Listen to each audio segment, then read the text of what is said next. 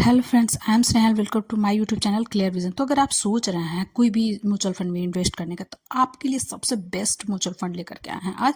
तो चलिए, वो कौन सा फंड है? तो Edelweiss mid cap fund direct plan growth. अब इसका हम return versus Motilal Oswal mid cap fund direct plan growth, कौन अच्छा है? दोनों को हम पूरे पैरामीटर्स को देखेंगे। तो इडेल्विस का रिटर्न जो है 1 साल में 15%, 3 साल में 28%, 5 साल में 34% का है।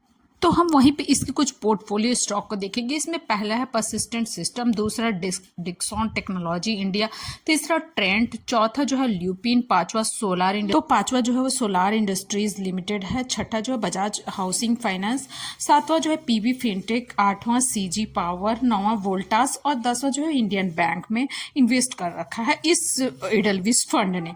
अब हम इस फंड में मिनिमम 100 रुपए से जो है वो इन्वेस्टमेंट स्टार्ट कर सकते हैं SIP।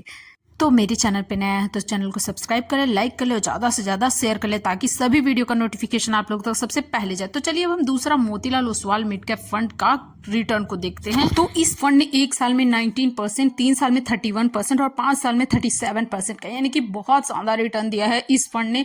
लॉन्ग टर्म में अगर हम इन्वेस्टमेंट का सोच रहे हैं तो 1% बहुत ही मायने रखता है। तो हम देख रहे हैं कि इन्वेस्टको से भी ज़्यादा यहाँ पे रिटर्न देखने को मिला है। हालांकि दोनों ही फंड बहुत अच्छे हैं, मेरी तरह से कोई भी तरह का रिकमेंडेशन बिल्कुल भी नहीं है। अगर इन्वेस्ट करना चाहते हैं तो फाइनेंशियल एडवाइजर की मदद जरूर ले लें, उसके बाद ही इन्वेस्ट करने का सोचें।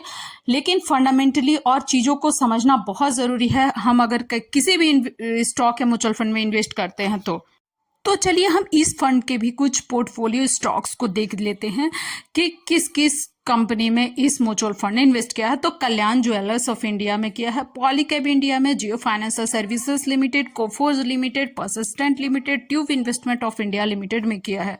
तो आज हम इस दोनों स्टॉक म्यूचुअल फंड को यहाँ पे देखें और दोनों के रिटर्न को भी देखें। हालांकि बहुत सारे पैरामीटर्स होते हैं, जैसे किसी भी म्यूचुअल फंड के अल्फा एंड बीटा रेशियो को एंड उसके सेक्टर एलोकेशन, उसके बहुत सारे पैरामीटर्स होते हैं। उन सभी चीज़ों को जानना जरूरी है। फंड मैनेजर का भी कितने साल से है उस फंड में पर्टिकुलर, ये सभी चीज़ बहुत जानना जरूरी होता है। हालांकि हम आज यही 2 चीज टॉपिक को कवर किए हैं और इस फंड में हम मिनिमम 500 से अपना SIP स्टार्ट कर सकते हैं। तो हमारा अगर वीडियो अच्छा लगा हो तो चैनल को सब्सक्राइब कर ले, लाइक कर ले और ज़्यादा से ज़्यादा शेयर कर ले। Thank you.